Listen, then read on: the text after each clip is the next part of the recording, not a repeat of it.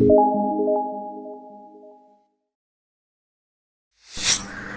Everyone, this is Kashif Nafees. स्वागत है आपका नाइस टेक एजुकेशन मेरे इस चैनल में। हमेशा की तरह आज फिर हम आपके सामने एक नए वीडियो के साथ, और आज का जो हमारा वीडियो है ये है MS एक्सेल के ऊपर। यह MS एक्सेल के ऊपर आखिरी वीडियो है। ट्यूटोरियल चैप्टर्स जितने भी थे इसमें आप प्लेलिस्ट में जाकर के ज़रूर देखिएगा। MS एक्सेल में ट्यूटोरियल पार्ट 1, पार्ट 2, पार्ट 3 इस तरीके से अलग अलग मेनू के अलग अलग पार्ट बनाए गए हैं। और अगर आप एक्सेल सीखना चाहते हैं, एक्सेल को पूरी तरह से समझना चाहते हैं, तो पूरा का पूरा प्लेलिस्ट में आप देख सकते हैं। सारा वीडियो हमने बनाया है फार्मूले के ऊपर, हर एक मेनू के ऊपर हमने अलग अलग वीडियोस बनाए हैं। आज का जो वीडियो है ये है MS एक्सेल में लास्ट व्यू मेनू के ऊपर। व्यू मेनू इसका आखिरी मेनू है और इसमें कुछ टूल्स हैं जो काम के हैं, और उन टूल्स के बारे में हम आगे डिस्कस करते हैं। तो चलिए चलते हैं कंप्यूटर की स्क्रीन पर और देखते हैं कि MS एक्सेल में व्यू मेनू में कौन कौन से टूल्स हैं जो हमारे लिए काम के हैं।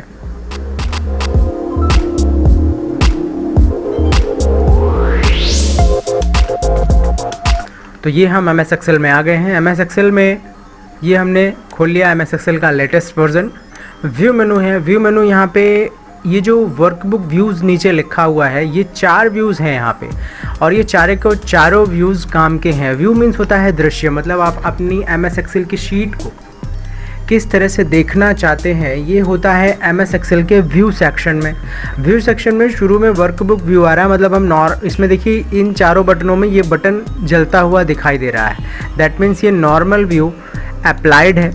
अगर आप इसे पेज ब्रेक व्यू करते हैं तो ये खाली हो जाएगा, क्योंकि इस शीट में कुछ भी नहीं लिखा गया है।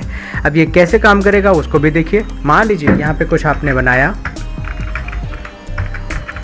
मैं अभी कुछ भी लिख दे रहा हूँ, और इसको लिखने के बाद मैंने इसको इतनी बड़ी एक टेबल का डिज़ाइन बनाया। इसको बॉर्डर लगा देते हैं हम यहाँ पे, ऑल बॉर्डर्स। ये एक टेबल है मान लीजिए यहाँ से यहाँ तक। अब इसको बनाने के बाद आप व्यू में जाएंगे और पेज ब्रेक व्यू करेंगे तो ये इसको एक पेज में अलग करके बता देगा कि टोटल आपकी पूरी इस शीट में इतना ही कंटेंट है जो कि प्रिंट आउट निकालने के लायक है।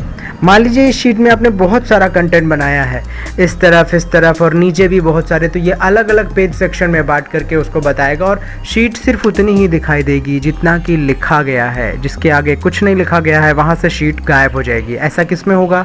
ऐसा सिर्फ पेज ब्रेक व्यू में होगा। जहाँ तक आपने शीट में कंटेंट लिखा है वहाँ तक आपको शीट दिखाई देगी, उसके आगे कुछ भी नहीं दिखाई देगा। तो ये पेज ब्रेक व्यू है। इसका आप एक तरीके से और भी चेक कर सकते हैं कि आप अपनी शीट में टोटल कितना कंटेंट लिखा है ये जानना हो तो आप पेज ब्रेक व्यू दबा दीजिए। आपका शीट उतने एरिया में जलता हुआ दिखाई देगा जैसे कि अभी यहाँ दिखाई दे रहा, बाकी का हिडन हो जाएगा, गायब हो जाएगा। तीसरा व्यू आता है पेज लेआउट व्यू। ये क्या करेगा? आपके शीट को पेज साइज़ में डिवाइड करके अलग अलग पीसेस में बांट करके दिखाएगा। ये है पेज लेआउट व्यू, मतलब शीट को अलग अलग पेजेस में डिवाइड करके अलग अलग व्यूज़ में दिखा रहा है। ये आपकी शीट का A से लेके I कॉलम तक एक पेज में आने वाला है, J से आगे जो है वो नेक्स्ट पेज में आने वाला है।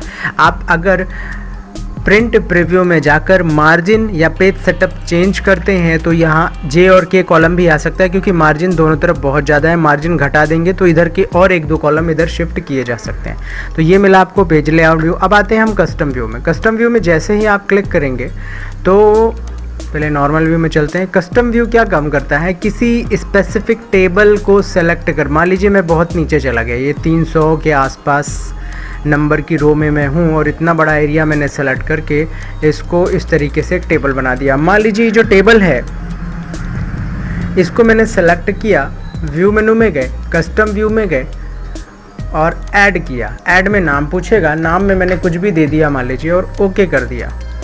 अब दूसरे दिन या बाद में जब भी हम एक्सेल की शीट को खोलते हैं तो वो स्टार्टिंग से यहीं से खुलेगी। अब आप थोड़ा दूर नीचे जाएंगे, दाएं बाएं जाएंगे, आपको कुछ नहीं दिखाई देगा, मतलब टेबल इसके अलावा कुछ भी नहीं है। आप उस टेबल में कैसे जा सकते हैं, या आप छुपाने का काम करना चाहते हैं तब भी आप इसका इस्तेमाल कर सकते हैं। आप यहाँ जाइए और तो कस्टम व्यू को आप फिर यहाँ पे वापस से इसी कस्टम व्यू में जाइए। ये जो हमने व्यू बनाया उसका नाम आ रहा है, इस नाम को लेके आप शो करेंगे तो तुरंत वो टेबल आपके सामने आ जाएगी। ये कस्टम व्यू का फ़ायदा है, इसको आप छुपाने के लिए भी इस्तेमाल कर सकते हैं। मान लीजिए शीट में आपने सामने कुछ भी नहीं लिखा, बहुत नीचे जाके एक छोटी सी टेबल आपने बना दी, अब आप उसे सेव कर दीजिए। कोई दूसरा फाइल खोलेगा तो वो सामने ही देखेगा, अगल बगल कुछ नहीं दिखाई देगा, फाइल बंद कर देगा, वो ये सोचेगा कि शायद इस फाइल में कुछ भी नहीं है। आप इसको अब उसको ढूंढेंगे कैसे आसानी से कि एक बार में आप उसे ढूंढ ले, तो आप खुद भी उस टेबल को सेलेक्ट करके कस्टम व्यू में उसका एक नाम दे दीजिए ताकि आप उसे तुरंत एक क्लिक से वापस सामने ला सकें। तो ये कस्टम व्यू हो गया। बगल में आता है शो वाला ऑप्शन। ग्रिड लाइन में टिक मार्क है, देखिए यहाँ से ग्रिड लाइन गायब हो गई, मतलब वो जो लाइंस दिख रही थी वो सारी की सारी गायब हो गई, वापस आ गया। फार्मूला बार ये ऊपर होता है ABCD के ऊपर, वो गायब हो गया। हेडिंग्स ABCD और 1 2 3 4 अगल बगल से दोनों तरफ से गायब हो गई। तो यही वो ऑप्शन है इनको लाने और हटाने का। बगल में जूम वाला ऑप्शन है, जूमिंग करने के लिए इसका इस्तेमाल किया जाता है। पेज को और जूम बढ़ाना है आपको तो यहाँ से जाइए 200%, 75 या कैसा फिट टू स्क्रीन, बहुत सारे ऑप्शन आ रहे हैं ये। तो ये हमने जूम कर लिया, तो जूमिंग का 100% वापस नॉर्मल हो गया। जूम टू सिलेक्शन जो आपने सेलेक्ट किया है उसको जूम करने के लिए है। अब वापस इसको जूम में आते हैं और 100 में ले आए वापस, ओके ये आ गया वापस।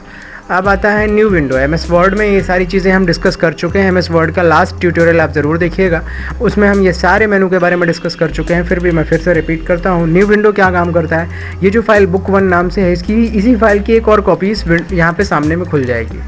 ये देखिए बुक 1 ही है, .2 लिखा है, मतलब फाइल वही है लेकिन उसको 2 अलग अलग विंडो में खोल के इसने दे दिया, बुक 1.2 और ये बुक 1.1।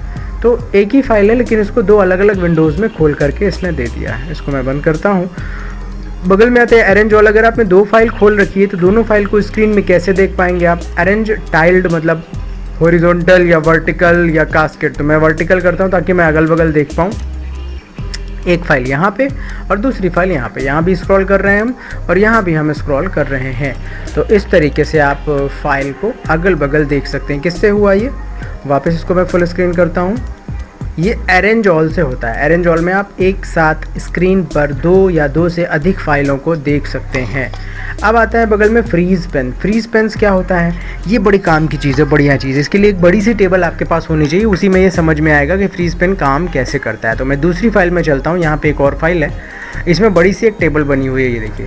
अब फ्रीज पेन कैसे काम करेगा। फ्रीज यानी होता है, फ्रीज मीन्स जमाना, मतलब जैसे वो आपने देखा होगा, सुना होगा, फ्रीज कर देना, मतलब स्टिल वहीं पे स्टैचू हो गया। तो यहाँ पे फ्रीज का क्या फ़ायदा है, मैं यहाँ क्लिक करता हूँ PS गर्ल्स। इस सेल में मैंने, ये एक स्कूल का नाम है, मान लीजिए बॉयज़ गर्ल्स, ये स्कूल का नाम है, स्कूल ये नाम पे मैंने क्लिक किया, फ्रीज पेन में गए और फ्रीज पेन बटन दबा दिया मैंने। अब जहाँ पे मैंने क्लिक कर रखा है उसके ठीक पहले का डाटा फ्रीज़ हो चुका है, यानी जम गया है। अब अगर मैं स्क्रॉल करता हूँ तो बाकी की हेडिंग्स लिखी हुई है, कंटेंट ऊपर स्क्रॉल होता जा रहा है। ये बड़े काम की चीज़ है। जब बहुत लंबे डेटा आप बना रहे हों, बड़ी सी टेबल बना रहे हों, तब आपको लिखने में बड़ी दिक्कत होती है। आप टॉप में चलें और फ्रीज़ को मैं हटाता हूँ। पहले कैसा था देखिए, अब मैं ऊपर जा रहा हूँ। अब मुझे ये समझ में नहीं आ रहा है, ये जो नंबर्स लिखे हैं ये काहे के नंबर है, इसकी हेडिंग क्या है। ये PT और LDT जो लिखा है ये क्या चीज़ है, इसकी हेडिंग क्या है। ये जो नंबर लिखा है इसकी हेडिंग क्या है। ये तो मोबाइल नंबर समझ में आ रहा है, तो इनकी हेडिंग क्या है। तो हम चाहते हैं कि हम स्क्रॉल तो कर रहे हैं लेकिन हेडिंग एटलीस्ट सामने लिखी हो। तो उसके लिए आपको क्या करना होगा, आप जिसको फ्रीज़ करना है, आप चाहते हैं कि ये यहाँ पे रुका रहे, तो क्या करना है, इसके ठीक नीचे वाली रो में क्लिक करके आपको कर देना है फ्रीज़ पेन्स। अब वो फ्रीज़ हो चुका है ऊपर का डेटा, ये बाकी का फ्रीज़ नहीं हुआ है, बाकी की चीज़ें स्क्रॉल हो रही है ये। तो इस तरीके से फ्रीज़ का यूज़ है। अब फ्रीज़ एक दूसरा राइट हैंड साइड में भी किया जा सकता है।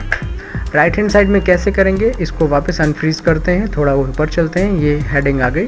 अब मैं चाहता हूँ कि ये जो नाम है स्कूल का ये दिखता रहे और मैं जब बगल में राइट साइड स्क्रॉल करूँ तो वो ना छुपे। ये जब मैं यहाँ पे अकाउंट नंबर डाल रहा हूँ तो मुझे पता चले कि बगल में स्कूल कौन सी थी। तो ऐसे भी हम फ्रीज़ कर सकते हैं। कैसे करेंगे देखिए, हमने क्लिक किया इसको, चूँकि मुझे इस कॉलम को फ्रीज़ करना है तो इसके पहले मतलब इधर पे मुझे कर्सर रखना होगा और रखने के बाद मैं इसको कर देता हूँ फ्रीज़ पेन्स। तो अब क्या हुआ, ये 4 नंबर के ऊपर की रो फ्रीज़ हो गई और इसके पहले का कॉलम फ्रीज़ हो गया, दोनों फ्रीज़ हो गया। अब कैसे पता चलेगा, मैं इस ऊपर स्क्रॉल करूँगा तो वो फिट है वहाँ पे, और राइट साइड स्क्रॉल करता हूँ तो देखिए स्कूल का नाम लिखा हुआ है, बाकी चीज़ें स्क्रॉल होती जा रही हैं। ये तो ये है फ्रीज पेन का फ़ायदा, इसको यूज़ ज़रूर कीजिएगा। बड़े बड़े टेबल्स और बड़ी बड़ी लिस्टें जब आप टाइप कर रहे होते हैं तो ये बड़े काम की चीज़ होती है यहाँ पे फ्रीज़ करना। बहुत सारे लोगों को पता नहीं कि फ्रीज़ का क्या फ़ायदा है। तो फ्रीज़ ये हो गया, इसको अनफ्रीज़ कर देते हैं, नॉर्मल हो चुका है अब ये। आगे चलते हैं स्प्लिट ऑप्शन में। स्प्लिट में क्लिक करेंगे, आप जहाँ पे क्लिक किए वहाँ से डेटा, वहाँ से कॉलम अलग अलग डिवाइड हो चुका है। यहाँ पे भी अलग अलग स्क्रॉल हो रहा है और यहाँ पे भी अलग अलग स्क्रॉल हो रहा है। तो ये है आपका स्प्लिट ऑप्शन। हाइड, फाइल गायब हो जाएगी हाइड करने से। वो फाइल अब देखिए यहाँ पे नहीं दिख रही है, एक ही फाइल है आपके सामने। वो फाइल वापस कैसे आएगी? अनहाइड, कौन सी फाइल? ये वाली फाइल। ओके, वो फाइल सामने आ गई, खुली ज़रूर थी लेकिन सामने नहीं दिखाई दे रही थी। तो ये हाइड अनहाइड फाइल को गायब करने के लिए होता है। व्यू साइड बाय साइड, दो फाइलों को अगल बगल देखने के लिए यूज़ करते हैं अपन लोग। स्प्लिट को पहले हटा दें अपन। अब यहाँ पे देखें दो फाइल है क्या? हाँ है।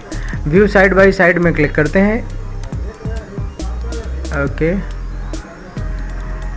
ये एक फ़ाइल यहाँ पे है, इसको भी जूम कर लेते हैं। ये अब ये view side by side button है, वापस फुल स्क्रीन हो गया। ये अगल बगल हो गया, ये फुल स्क्रीन हो गया। तो अगल बगल दो फाइलों को देखने के लिए व्यू साइड बाय साइड कर सकते हैं। यही काम हमने अरेंज ऑल से भी किया था। तो ये दोनों वही चीज़ है। अगर लिखा है सिंक्रोनाइज स्क्रॉलिंग तो इसका क्या फ़ायदा है देखिए। अगर मैं यहाँ क्लिक करके इस वाली, ये एक अलग फाइल है, यहाँ से यहाँ तक F कॉलम तक, और यहाँ से देखिए ऊपर अलग दिखा, ये प्रोसेक्शन फाइल का नाम है, यहाँ बुक 1 है। मैं इस वाली फाइल में आकर के स्क्रॉल करता हूँ और इस वाली फाइल में आके स्क्रॉल करता हूँ, अलग अलग स्क्रॉल हो रहा है। ओके, अब हम देखते हैं यहाँ पे सिंक्रोनाइज स्क्रॉलिंग का क्या यूज़ है। व्यू साइड बाय साइड तो हो चुका है। ये जो है ना सिंक्रोनाइज स्क्रॉलिंग, ये MS वर्ड में एकदम प्रॉपर काम करता है। यहाँ पे अभी एक्चुअली ये वैसा काम नहीं कर रहा है जैसा होना चाहिए। इसका मतलब क्या है जान लीजिए। सिंक्रोनाइज स्क्रॉलिंग ऑप्शन अगर आप ऑन रखते हैं तो आप इस पेज को स्क्रॉल करेंगे तो बगल वाला फाइल का पेज भी स्क्रॉल होता जाएगा। मतलब आप इधर की लाइन को पढ़ के इधर की पेज फाइल की लाइन को मिलाना चाहते हैं, आप इसको स्क्रॉल करेंगे, इधर का पेज भी स्क्रॉल होता जाएगा, दोनों एक साथ स्क्रॉल होगा। ऐसा होता है सिंक्रोनाइज स्क्रॉलिंग ऑप्शन से। अभी प्रॉपरली ये काम नहीं कर रहा है लेकिन होता यही है जो मैं बता रहा हूँ आपको। स्विच विंडो में अगर आप क्लिक करेंगे तो एक फाइल से दूसरी फाइल में जाने के लिए आप स्विच विंडो यूज़ कर सकते हैं। ये आ गया, स्विच विंडो में आते हैं, बुक 1 ये सामने आ गई, इसको फुल स्क्रीन कर दीजिए। वापस स्विच विंडो में जाते हैं, प्रोसेक्शन को क्लिक किया, ये सामने आ गया। तो ये हम यहाँ से भी कर लेते हैं। फाइल को ये लिखी हुई है, इस फाइल से इसमें चले गए या फिर इस फाइल से इसमें चले गए। तो ये स्विच विंडो ऐसे भी काम करता है। मैक्रो MS वर्ड में भी मैंने डिस्कस किया है। आपके द्वारा किए गए काम को रिकॉर्ड करने के लिए मैक्रो का इस्तेमाल करते हैं। बहुत ज़्यादा यूज़फुल कंटेंट ये नहीं है। आपको व्यू मेनू में वापस रिवाइज करता हूँ। व्यू मेनू में वर्कबुक, व्यूज़, ये चारों ऑप्शन आपको अच्छे से बनने चाहिए, काम की चीज़ें हैं। जूमिंग ठीक है, फ्रीज पेन्स यहाँ पे बड़े काम की चीज़ है। तो यहाँ फ्रीज पेन्स और यहाँ के व्यूज़, ये 3-4 ऑप्शंस काम के हैं। इसको आप ध्यान से देखिएगा, प्रैक्टिकल करके देखिएगा। यदि नहीं समझ में आता तो प्लीज़ कमेंट में लिखिएगा नीचे। कुछ भी डाउट है एक्सेल में या कोई नया वीडियो देखना चाहते हैं आप तो कमेंट में ज़रूर लिखिएगा। आपको मैं ज़रूर वीडियो में बताने की कोशिश करूँगा कि मैं बेहतर बता पाऊँ आपको। तो दोस्तों, अगर वीडियो अच्छा लगा हो तो प्लीज़ लाइक कीजिएगा। जिनके लिए ये वीडियो काम का है उनको साथ ज़रूर शेयर कीजिएगा। Have a good day.